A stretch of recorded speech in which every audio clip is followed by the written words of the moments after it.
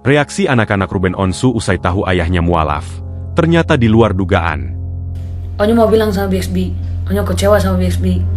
Onyo gak nyangka BXB bisa kayak gini.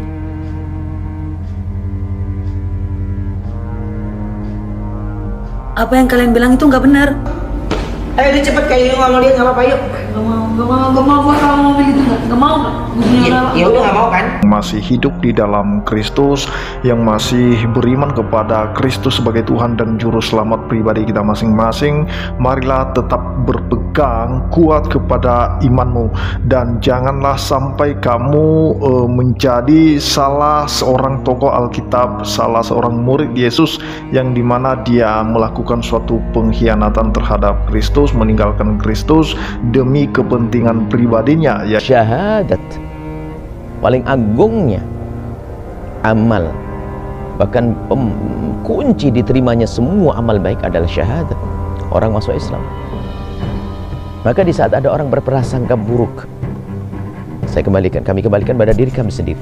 Kalau kami berprasangka buruk kepada orang yang masuk Islam, maka kami pastikan hati kami yang kotor dan rusak. Kenapa?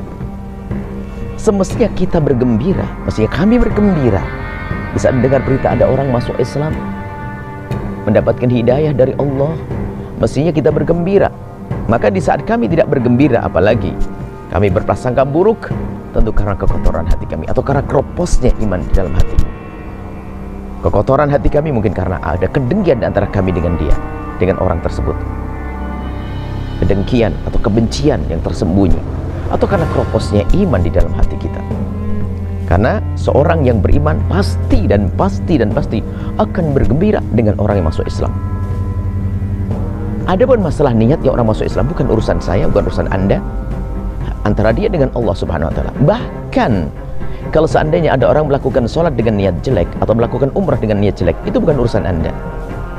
Kalau kita punya iman, kalau ada orang sholat dengan niat jelek, kita tidak perlu prasangka buruk. Tinggal kita mendoakan, ya Allah, semoga dengan sholatnya Kau jadikan dia baik.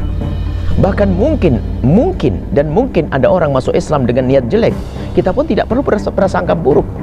Akan tapi kita berdoa semoga setelah masuk Islam menjadi baik. Bahkan ada orang datang pada Nabi masuk Islam hanya ingin mendapatkan harta, dikasih oleh Nabi Muhammad harta, setelah itu berkumpul dengan kaum muslimin, ternyata menjadi baik. Wahai saudara-saudara yang kami cintai, kaum muslimin dan muslimat, hindari prasangka buruk, hindari prasangka buruk. Apalagi di saat ada orang masuk Islam, kadang-kadang dibahas urusan yang tidak penting. Dan ingat, kalau ada orang masuk Islam, tentu belum sempurna dalam melakukan amalan-amalan. Tentu ada kekurangan, karena belum banyak belajar tentang Islam, tentang cara ibadah. Maka sangat-sangat salah kalau kita berprasangka buruk, apalagi menilai urusan amaliyahnya, na'udzubillah. Kita bersama-sama besarkan hatinya, beri semangat. Kemudian setelah itu ya, ada kekurangan, maklum, karena baru masuk Islam.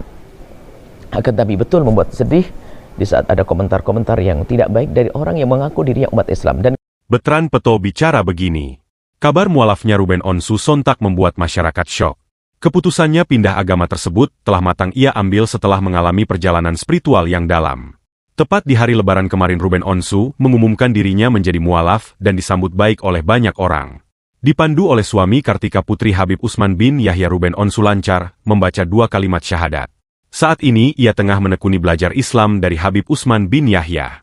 Ruben Onsu menjadi orang yang tengah jatuh cinta dengan ajaran Islam. Ia dengan telaten belajar sholat hingga berpuasa dan tentunya menuai reaksi positif dari netizen. Kebahagiaan Ruben Onsu pun menjadi lengkap manakala memiliki keluarga angkatnya kini. Tak hanya itu, reaksi ketiga anaknya pun membuat dirinya merasa banyak bersyukur. Ia berhasil menjelaskan bagaimana dirinya menemukan hidayah dan keluarganya tersebut menerima perbedaan mereka. Kendati demikian, Sarwendah malah tak ingin mengomentari keputusan mantan suaminya tersebut. Ia memilih menghindari pertanyaan awak media yang bertanya tentang keputusan Ruben menjadi seorang mualaf. Kendati telah berbeda, mereka tetap kompak saling menemani satu dengan yang lainnya. Saat ini Ruben tinggal bersama orang tua angkat dan adik angkatnya, sementara Sarwendah menjalani hari bersama